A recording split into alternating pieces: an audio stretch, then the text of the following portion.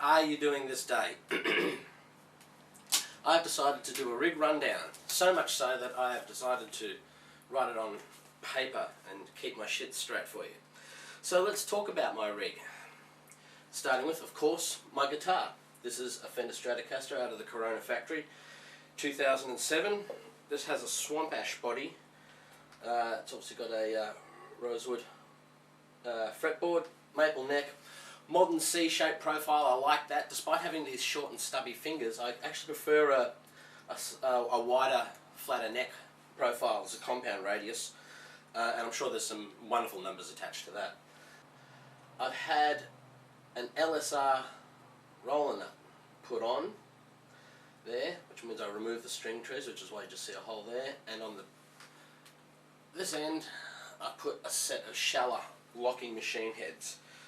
The whole point behind that is you minimise the points of drag between the two contact points of the strings.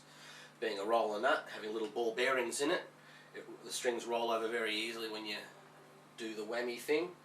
And with the locking machine heads, the strings don't even do one wrap. There's a pin that runs up, holds it, which is operated by these knurled knobs. Tighten them, pushes a pin up the post, and holds the string in place. See if I get a shot of that. You can see how my strings don't wrap around the tuning posts. I'm not sure how good this is coming out, but it sort of looks cool from here. Okay, I put a gold vibrato unit on, but it's still stock standard Fender. This has the S1 switching. First I'll talk about the pickups. Standard single coils that this guitar came with. I believe they're called the Tex-Mex. This is a humbucker. I think it's the A5 model from Brierley in Adelaide in Australia. Wine's a damn good pickup. Going to put a link there to him, and go see him if you want a real nice high quality hand wound pickup. Planning on getting a couple more. Going to speak to you soon about that, Mick. S1 switching, so 5-position switch, this one, those two, this one, so on. When you push the little button in the volume knob, what you start getting is the pickups in different configurations, but instead of being in parallel, they're in series. So with this out, it's just the neck pickup.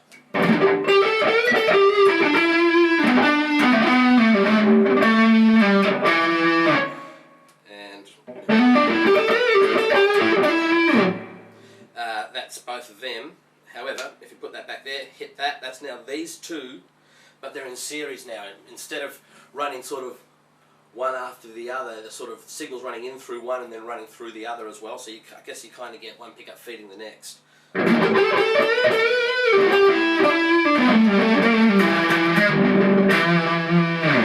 there's a few pickup configurations that gives you another 4. Can't get stuff going into all of that. I'll try and keep it as interesting as possible. I think I've pretty much given you all the details of the guitar. Let's now move on to the next part in my signal chain, my DSP. This is a Line 6 Pod HD 500, and it is the basis for my sound. I use the amp models that are in there. I'll give you a little... It's also currently hooked via USB into my computer. And then running up here is Pod HD 500 Edit, and it's like a dashboard for the hardware unit itself, and I can make changes on here, and they'll happen spontaneously on the unit. But what I do, I'm going to go do another video a bit more in depth on that. But this is how I use my pod. First of all, you'll see that I've got some tape on the middle switch. What I choose to do with most of my patches, even no matter how many effects I'm running, I route them all to this one switch. So if you look in the thing, I'm really not sure how close this is getting, but if I hit that one switch, I'm turning on multiple effects. Let me switch a view. You can see I've got multiple effects running there. By hitting the one switch, the multiple effects turn off and on.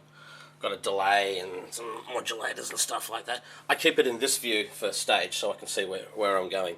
But I route them all to that one switch. That way I usually for any song only have to hit one switch in there, so I have the tape there marking it. That's Matthew 10:34, my favourite quote from the Bible. Look it up. Okay, so from here I hook it out the quarter outs via a couple of standard guitar cables, and they run into the back of this. This is a Mesa 2100 rectifier stereo. This is the power stage of two rectifier amplifiers in the one case. So I have 2 times 100 watts. So it's a 200 watt amp. It is a monster. They don't make this anymore. This is the thing that Mesa made, that when they finally said to themselves, you know, I think this one might just be a bit crazy. There's another one now, they're called the 290, which, you know, softcocks probably use. Just kidding, they're great.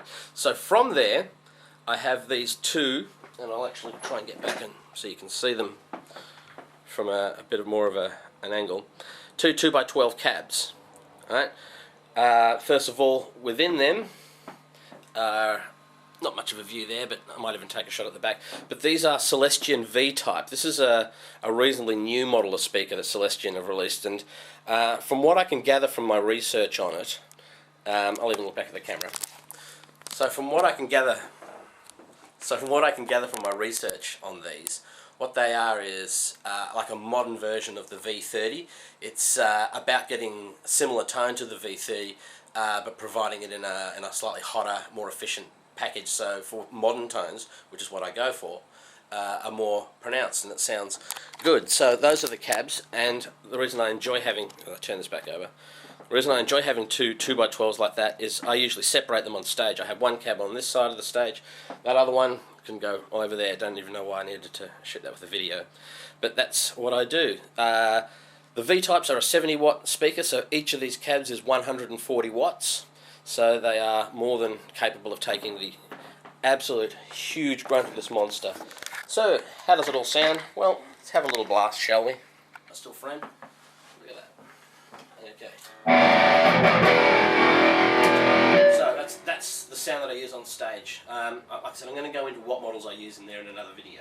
But this is the sound I use on stage when I'm just chugging away.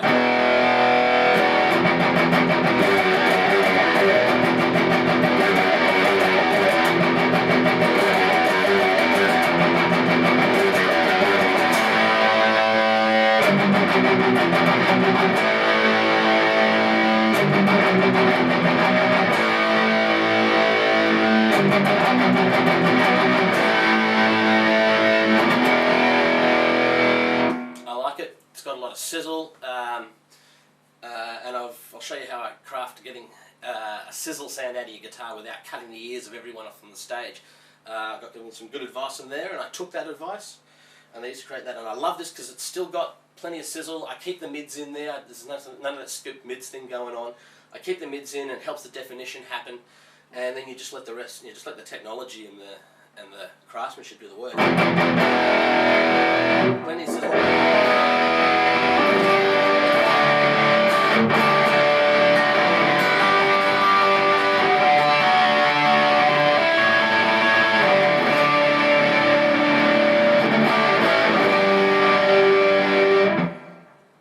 It's clean and it's defined, but it's still got plenty of chug, which is a really important part of my sound there.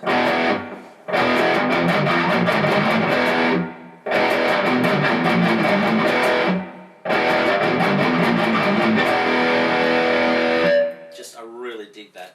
So I use a different patch for each song, and I would have shown you how I go through that. In fact, I will. There's a reason why I do this, and let's see if I can't line it up on the screen for you. Take my pick out of my mouth so you can hear it. Right, so here's the screen of my pod. So what you'll see when I hit one of these arrow buttons here is that'll come up. I have a different patch for each song in the set, and I have it arranged in the set, in the order of the set. So I want the song for the machines, 1A, and there I am with the machines. And now I have the effect that I want on that switch again. So what I do is I just scroll up, and there's each song in order of how I want it. I then hit the appropriate switch, and it brings it up for me. So that's how I do what I do on stage, how I keep my shiz organised. So using the granite patch at the moment.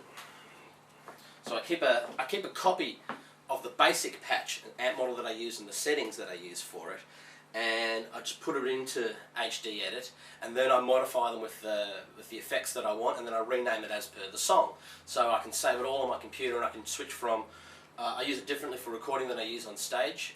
For example, just those of you who know about pods, I only use pre-models and I don't use any cab models at all because I don't need a power amp model because power amp. I don't need cab models because cabs. So you're just hearing the preamp model in the pod. So I save it, make all my effects that I want, and I route it to that one switch. So when I want to turn on multiple effects, I hit it, and then we get. Whoa. It's a little comfy.